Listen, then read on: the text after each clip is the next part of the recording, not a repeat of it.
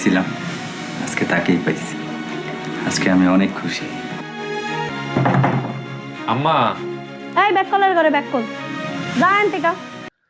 আসসালামু আলাইকুম dear viewers, welcome back to our channel. আজ আমরা কথা বলবো সত্যের মৃত্যু নেই নাটকের চতুর্থ পর্বের আপডেট ও সম্ভাব্য ঘটনা প্রবাহ নিয়ে।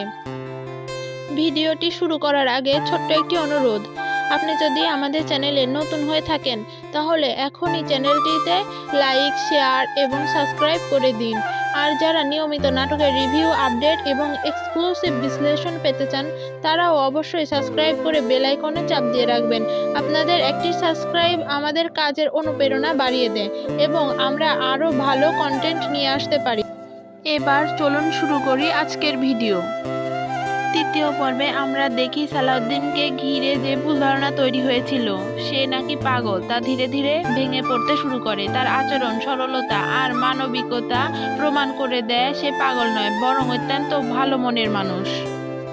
মঈনুদ্দিন ও মিমের বিয়েতে সম্মতি পাওয়ার পর গল্পে নতুন মোড় আসে। আরও বড় চমক ছিল সালাউদ্দিন ও আমেনার বিয়ের প্রস্তাব। সে আমেনাকে এতদিন কাজের মেয়ে হিসেবে দেখা হতো, তাকেই এখন বাড়ির বউ হিসেবে ভাবা হচ্ছে। দুই ভাইয়ের বিয়ে একই দিনে করার সিদ্ধান্ত নেওয়া হয়, কিন্তু এই সিদ্ধান্তে পরিবারের সবাই খুশি নয়। বিশেষ করে আমেনাকে ঘরের বউ হিসেবে মেনে নিতে কিছু মানুষ এখনো রাজি নয়। চতুর্থ পর্বে আমরা দেখতে পেতে পারি বিয়ের প্রস্তুতির মাঝেই শুরু হবে নতুন ঝামেলা। যারা আমেনাকে মেনে নিতে পারছে না তারা হয়তো বিয়ে ভাঙার চেষ্টা করবে বা নতুন কোনো ফাঁদ তৈরি করবে। অন্যদিকে সালাউদ্দিন ও আমেনার সরল মিষ্টি কথোপকথন আমাদের হৃদয় ছুঁয়ে যায়। সালাউদ্দিনের নিষ্পাপ ভালোবাসা আর আল্লাহর ওপর ভরসা তাকে আরও আলাদা করে তোলে। প্রশ্ন হলো, পরিবারের ষড়যন্ত্র কি সফল হবে নাকি সত্য আবারও জয় হবে?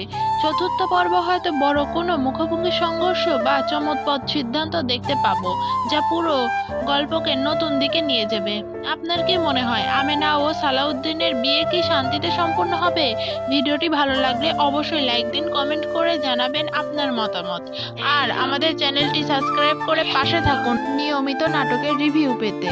বেল আইকনে চাপ দিতে ভুলবেন না। আবার দেখা হবে নতুন ভিডিওতে। আল্লাহ হাফেজ।